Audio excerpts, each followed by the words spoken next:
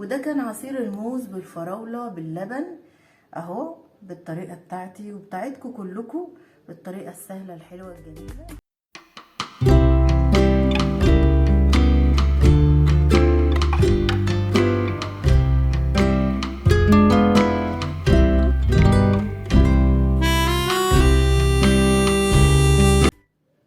السلام عليكم ورحمة الله وبركاته.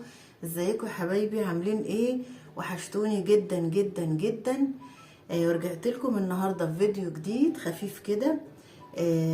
بعد الغيبة الطويلة ديت بقى هنعمل معاكم النهاردة عصير الفراولة بالموز، حاجة بسيطة وسهلة وخفيفة كده هنعملها مع بعض.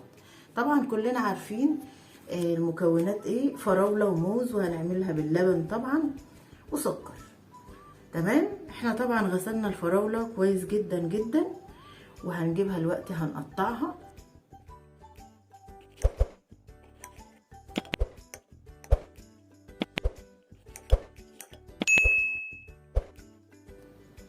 وبعد ما قطعنا الفراولة طبعا الكمية اللي انت عايزة تحطيها براحتك خالص. هنقطع بقى الموز دلوقتي براحتك خالص، يعني حطي الفراولة اكتر الموز اكتر براحتك.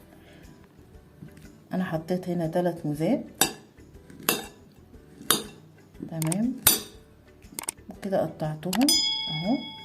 وطبعا معايا اللبن وكمان معايا السكر. هروح على الخلاط اضربهم مع بعض وارجع لكم. وده كان عصير الموز بالفراولة باللبن اهو، بالطريقة بتاعتي وبتاعتكم كلكم، بالطريقة السهلة الحلوة الجميلة.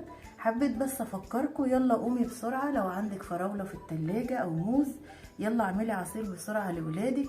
مفيد جدا ومغذي وجميل جدا وسهل، كلنا بنعمله في بيوتنا، بس حبيت افكرك يلا قومي بسرعة اعمليه.